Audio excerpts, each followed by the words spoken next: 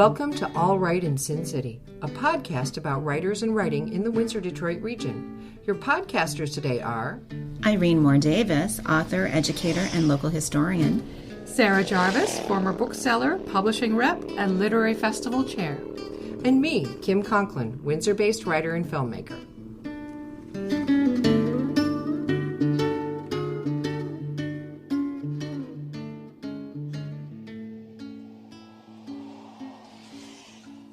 Our guest today is Stephen Mack Jones. Hammett Award and Nero Prize winning novelist Stephen Mack Jones is the author of the critically acclaimed thrillers August Snow and Lives Laid Away. Lives Laid Away was shortlisted for the CWA-UK and Fleming Steel Dagger Award. He has also contributed an essay to the nonfiction book, What Now? Essays on Life After Trump, 2021, Wellstone Center of the Redwoods. His new book, Dead of Winter, was published in May. Stephen Mack Jones is also a published poet, an award-winning playwright, and a recipient of the prestigious Kresge Arts in Detroit Literary Fellowship. Once upon a time, he worked in advertising and marketing communications, for which he is deeply sorry and promises never to do that again. He lives in suburban Detroit and has 3 adult children that mostly like him. Welcome to the podcast, Stephen. Thank you, Irene. It's great to be here. It really is. It's great to have you. So we heard you read from your first book, August Snow, which was published in 2017. Yes. This is your third in the series of well-received books with this main character, and there's currently an ABC TV series starring Keegan-Michael Key in development, which is very exciting. What's the journey from that beginning to this point been like? It's been very gratifying and extraordinarily odd.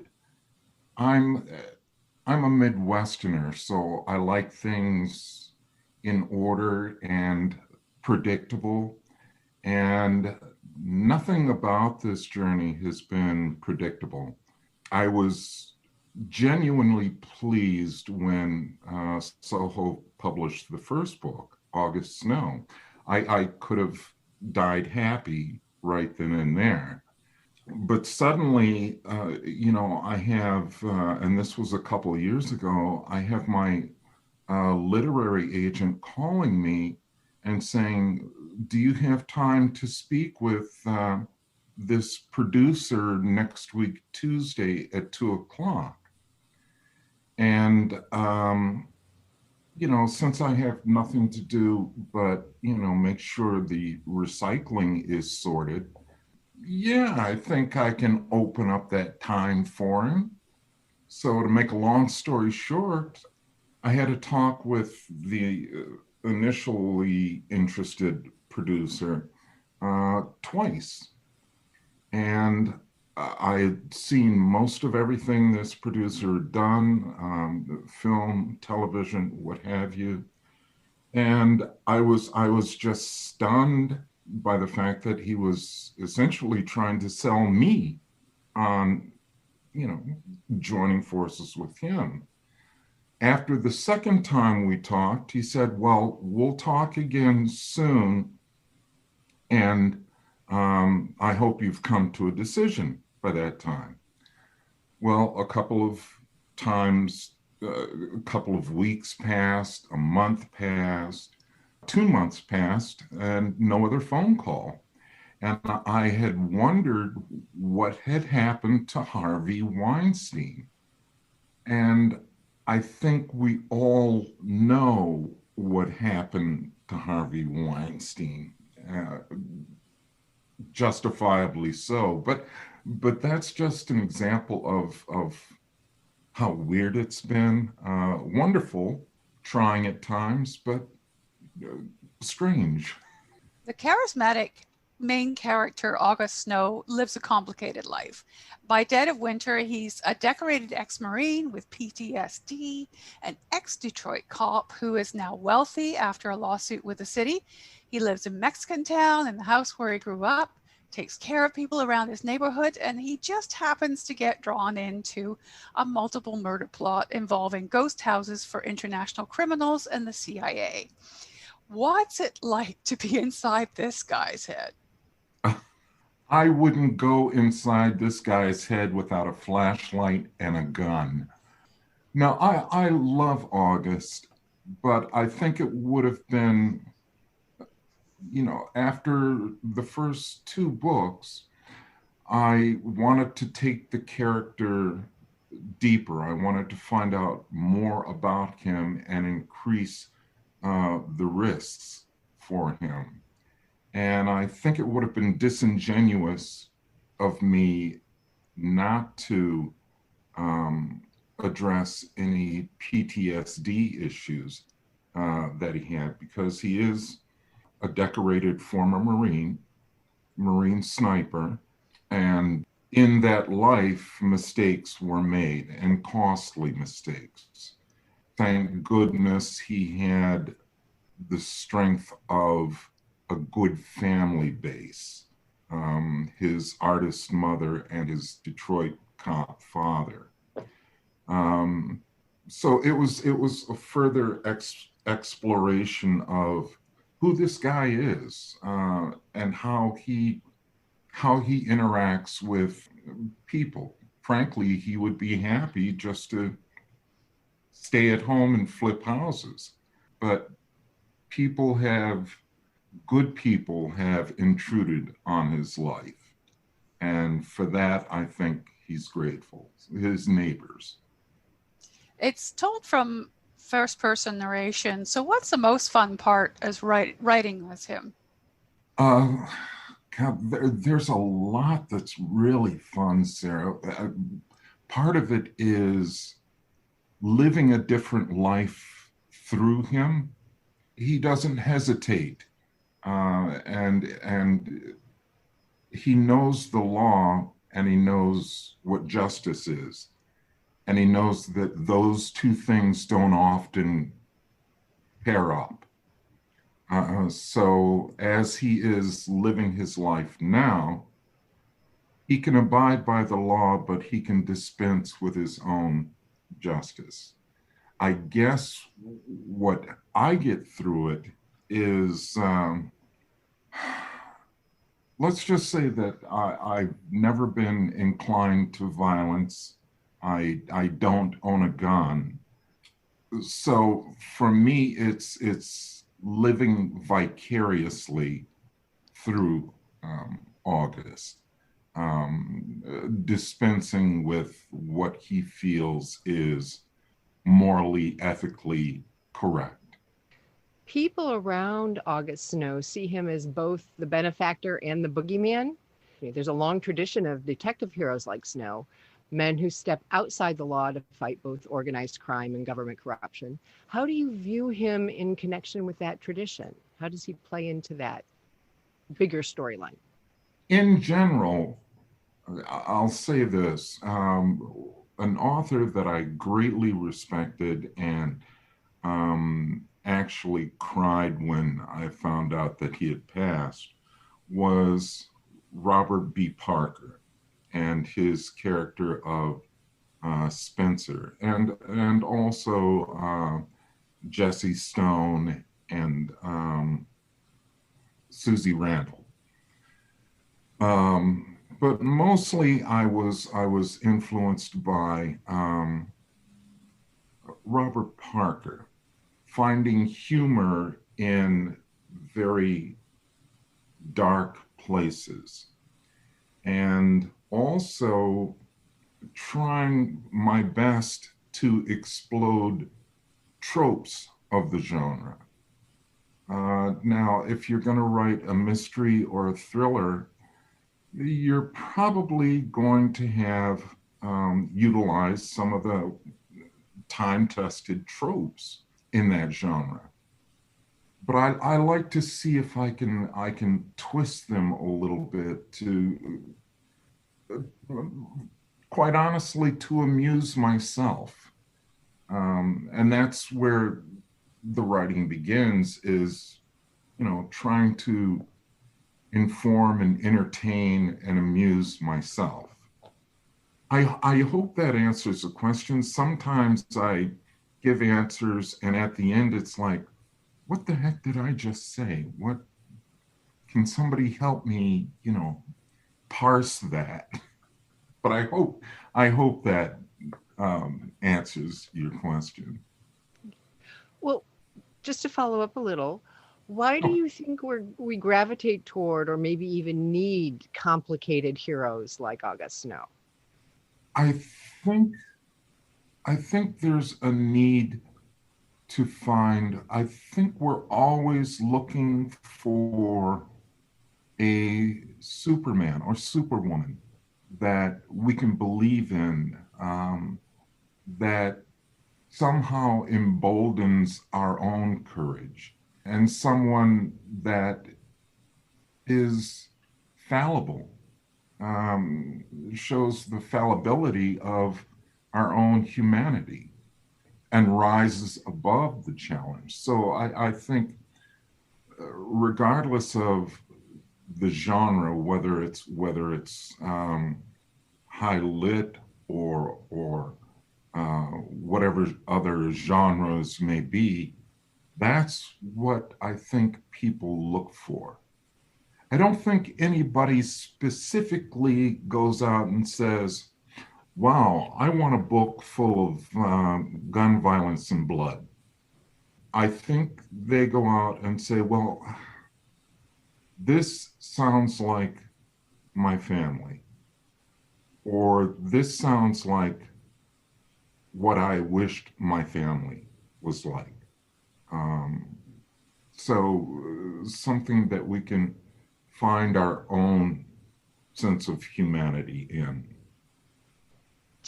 I know you don't like violence yourself or don't condone violence yourself, but is there anything you do feel you have in common with him?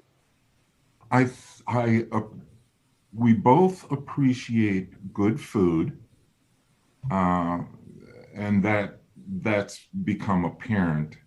In fact, someone recently suggested, hey, why don't you write a August Snow cookbook? And it's like, okay, I'll put that on the back burner after I get these other stories taken care of. But the appreciation of food, because I think food is something that reveals cultural appreciation. He's half African American, half Mexican American, and he embraces both cultures. And the way he embraces them is through his proficiency in the kitchen. So I think it's a way of showing that appreciation. Also, I think I might share occasionally his snarky sense of humor. The thing with August is he will crack wise in a second. And as opposed to me, and I'm sure a lot of other folks who, go home after, a dinner party with people or after work or whatever, and you get home and you go, boy, I should have said this. That would have brought down the house. That would have brought him down to size. So it's, and also, oh, this is terrible. I'm sorry, this is terrible. But also, writing mysteries and thrillers is a great way of getting back at people that may have wronged you in the past. In the first book, and I changed his name, but in the first book, I killed my 7th grade phys ed teacher. Oh, he was just a deplorable man, just deplorable. So, it's a way of going, okay, you're gone now. I love the fact that you've been able to convert your lifelong basket of deplorables into characters that you can use in your books. That's the best revenge for sure. So August Snow is, as you mentioned, an accomplished cook and an enthusiastic foodie. And threaded through the book is an insider's tourist guide to Detroit restaurants and cuisine. He also appreciates local art and architecture. What is it that you want your readers to see in Detroit through August Snow's eyes? I want to introduce a new way of thinking about Detroit.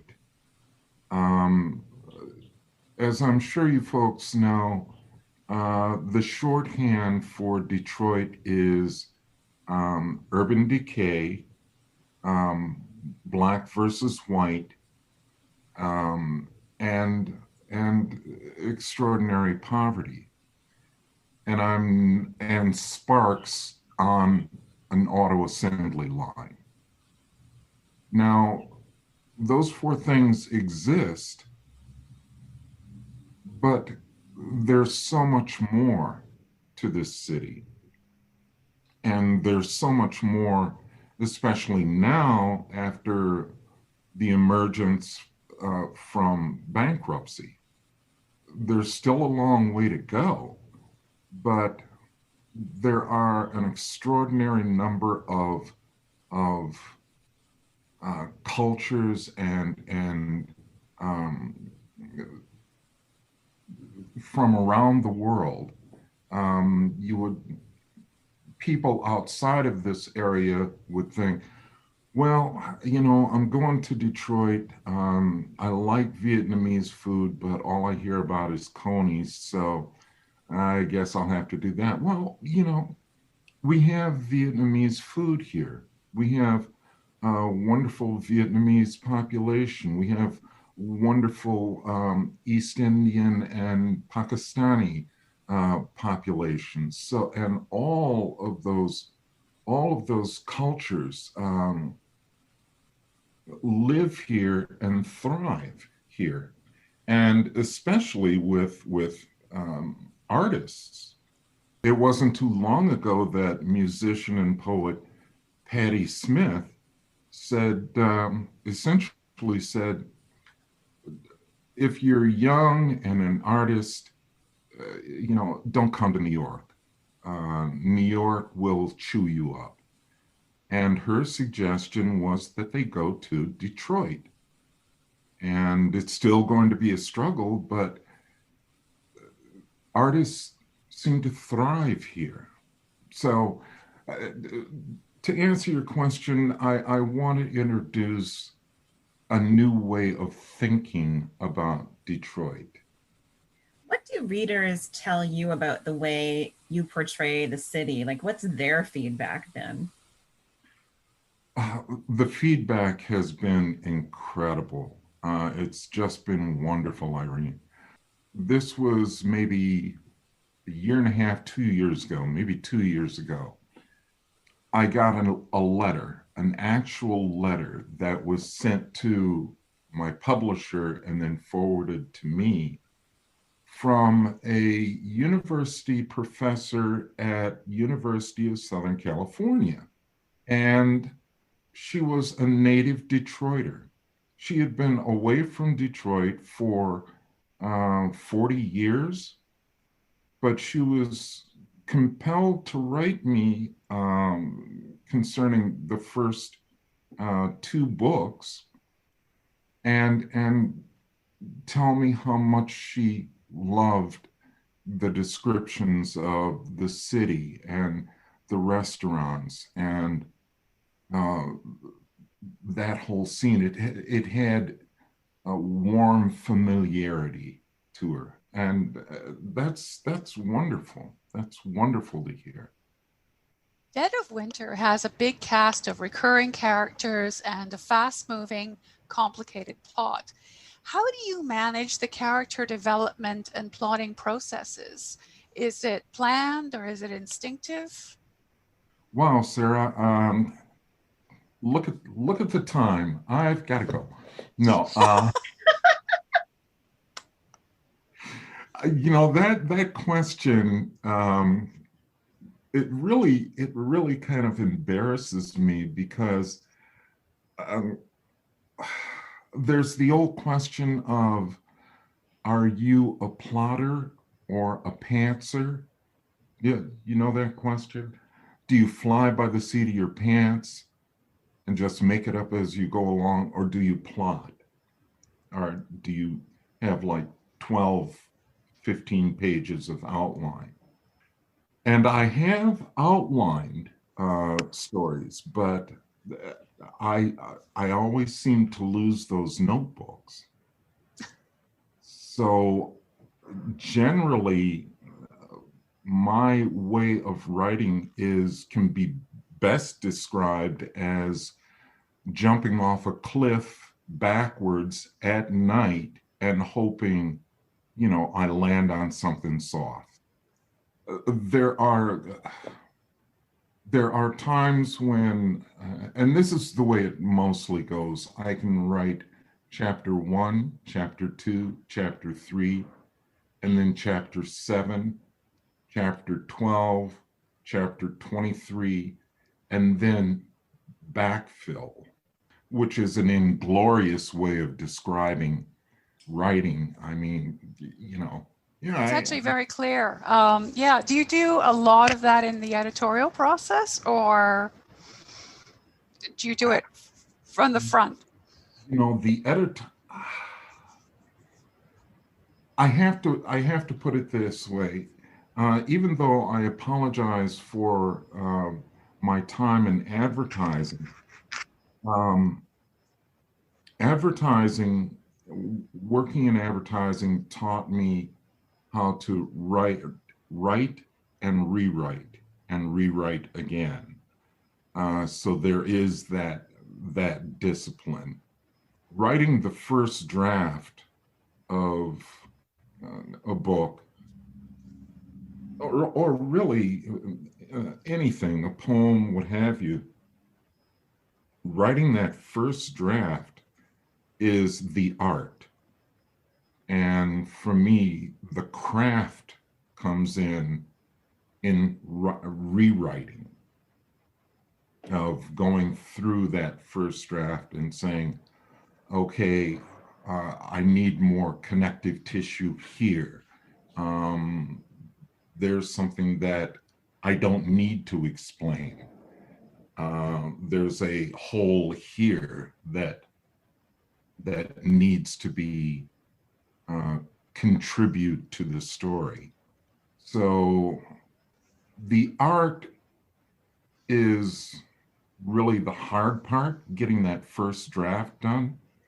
The rewrites are the craft, and I really enjoy the craft. It can be frustrating, but that's where the story begins to get all of its subtle colors and feel. What's your secret to snappy dialogue? How do you approach writing that? Oh gosh, there's no secret to snappy dialogue. Like I said, it's August for me is an outlet for saying things in the moment that should be said. I've for sake of civility, a lot of things I haven't said to people. But August, that filter is gone with him. I think he knows when to be snarky, and he knows when to listen. And I think it's just as important for August as it is with me to listen. That, in fact, this is the most I've talked probably all weekend. So thank you for that. Well, not to give too much away, but Snow does have kind of a big life change during the book, this last book. He takes a big step. Might the next book be set somewhere outside of Detroit, somewhere else perhaps? Oh, you are a crafty one, Kim. Oh, have you been using Alexa to listen in? Yeah. I'm just a good guesser. Again,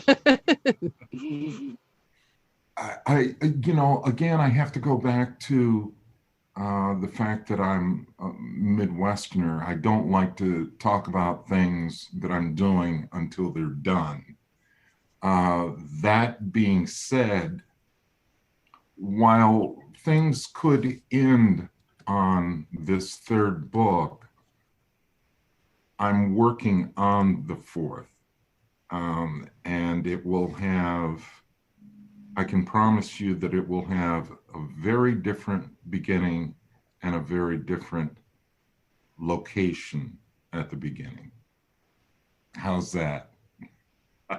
Thank you. I feel like we got a bit of a scoop. Well, yeah, I am working on the fourth in the series. And again, I after the third one, Dead of Winter, which I just happen to have a copy of here, magnetically attaches to my face. It was really kind of emotionally, intellectually challenging for me, and it was an emotional and intellectual challenge that I chose to pursue. So once it was done, I was just a wreck. You know, I wasn't slouching around the house or snapping at my lovely wife, but I was, you know, it was like, wow, if this is what you do to a character you love, what do you do to the ones that you hate? It was like, oh gosh. So it was, and I thought, okay, I need some distance. And after about a week of distance, I had this thought of, well, what if, and it was like, okay, down the rabbit hole we go. And it's mostly a fun rabbit hole. But yeah, that's the way that started. Well, resilience, as Irene has pointed out in previous podcasts, is part of the 313 DNA. So he's back. Great. Would you like to read a little bit for us? Certainly. And I think it's a part of the 313 DNA, and like we talked about before getting things together, I think it's a part of the Windsor, Ontario DNA. It's one of acceptance and challenge and humility and humanity. I'll start with a chapter after August has gone through a very physically and emotionally brutal challenge. And it's one that actually puts him in the hospital. And I'll start in the middle of this chapter. As much of a surprise as it was having Detective Captain Leo Colling visit, it was even more alarming when, an hour later, a Dr. Enrique Manfredo entered the room, closed and locked the door, then pointed a suppressed Chinese Type 06 9mm handgun to my nose. "Let me guess," I said to the young Asian man standing over me. "You're not really Dr. Enrico Manfredo." Without a word, he took a phone out of its white lab coat, pressed 2 digits, and handed the phone to me. "Am I speaking with Mr. Snow?" a voice said. "Speaking," I answered brightly. "Hey, listen, if this is about me renewing my cable service, forget it. Cable's so 20th century." The man on the other end issued a sincere and robust laugh. Nothing like killing with an audience that truly wants to kill you. No, the man said, I assure you this is not a solicitation for renewing your cable service. This is an inquiry about $30 million of my money, or rather, my employer's money. Wait a minute, hold on, pal, I said. When did it become 30 million? 10 million cash, 20 million negotiable bonds, the man said. Indications are you took possession of these funds after killing Mr. Sloan. Is this true? And before you answer, Mr. Snow, let me assure you, my associate is nowhere near as patient or forgiving as me. If you have the money and agree to turn it over to me, my associate leaves you to heal peacefully. If, however, you lie to me, things will get very final, very fast. Am I understood? Perfectly, I said. And without further delay or ado, I declare my innocence. Meaning, I don't have your goddamn money, I said. I never did. You killed Mr. Sloan for, hey, no offense, and I have to pause here. There's some rough language. Shall I continue? Please. Thank you. Hey, no offense, but are you as deaf, dumb, and blind as my swinging dick? I said. Sloan's got your money. The body in the morgue is a cutout. Some poor homeless vet who mostly fits Sloan's description. Sloan is probably somewhere rolling in bed with your money and drinking pina coladas. Jesus, are you telling me I'm smarter than some international consortium of brigands and ne'er-do-wells? Because that's really kind of sad. The other end of the line was quiet for a moment. Then the man said, why have you persistently interfered with business that isn't remotely yours to be interested in? An old man I'd known since I was a kid died because of people of questionable moral character that you dangled your money in front of, I said.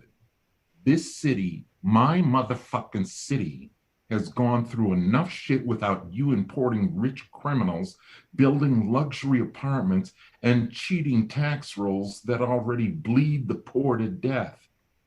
And the Jersey boys you sent to cat me, the ex-cop, the ex-con you paid to put me in the ground, listen to me very carefully. I didn't take your money, not a fucking dime, but you have for damn sure motivated me to snatch the breath out of your fucking lungs. Silence on the other end of the line. The killer in my room moved the suppressed gun a quarter-inch closer to my nose. I will, of course, investigate your story, Mr. Snow, the man on the phone finally said. If you're lying, let me guess, I said, you'll put me in the hospital. Did you put Lincoln Quinn's head in the box? Sometimes the wayward enthusiasm of my young associate overextends itself. I hope Mr. Quinn wasn't a friend. He was an asshole. That doesn't mean I approve of you going around my city lopping heads off. Of course not, he said. Since we're old pals now, what do I call you? Mr. A, he said, or the albino. Seriously? Isn't that a little... Goodbye for now, Mr. Snow. He disconnected.